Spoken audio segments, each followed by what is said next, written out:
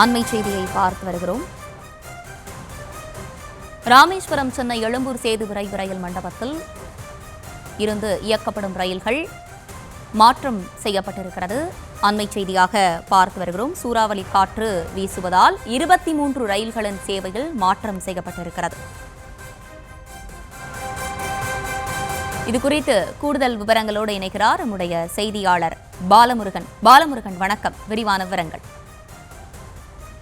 நிச்சயமாக பாம்பன் பாலத்தில் 58 கிலோமீட்டர் வேகத்தில் சூறைக்காற்று வீசுவதால் இன்றும் நாளையும் 23 ரயில் சேவையில் மாற்றம் செய்து தெற்கு ரயில்வே அறிவித்திருக்கிறது.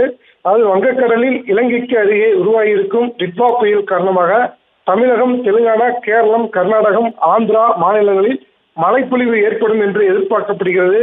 இந்திய வானிலை ஆய்வின் கணிப்புப்படி டிட்வா புயல் இலங்கை கடற்கரைக்கு அருகே வடமேற்கு திசையில் தென்மேற்கு வங்கக்கடலை ஒட்டி நகர்ந்து வருகிறது. இதன் காரணமாக ராமேஸ்வரம் சுற்றுவட்டார பகுதிகளில் சூறைக்காற்றுடன் கூடிய கனமழை பெய்து வருகிறது.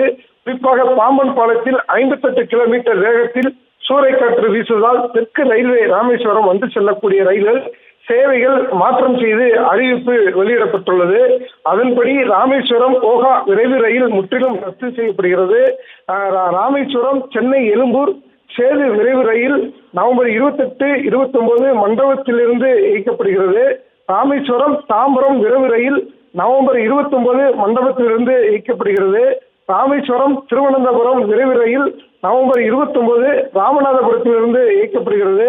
ராமேஸ்வரம் திருச்சி விரைவு ரயில் நவம்பர் 29 மானாமரையிலிருந்து இயக்கப்படுகிறது.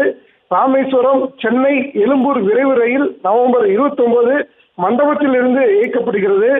ராமேஸ்வரம் கன்னியாகுமரி விரைவு ரயில் நவம்பர் 29 மண்டபத்திலிருந்து இயக்கப்படுகிறது.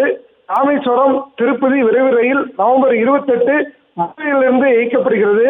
ராமேஸ்வரம் மதுரை பாசஞ்சர் ரயில் நவம்பர் 28, 29 உச்சிப்புள்ளியிலிருந்து இயக்கப்படுகிறது. ராமேஸ்வரம் மதுரை பாசஞ்சர் ரயில் நவம்பர் 29 உச்சிப்புள்ளியில் இருந்து இயக்கப்படுகிறது.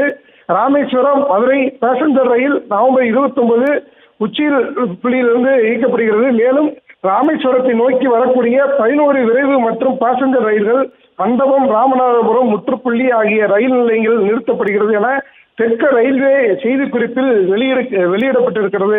அர்ச்சனை.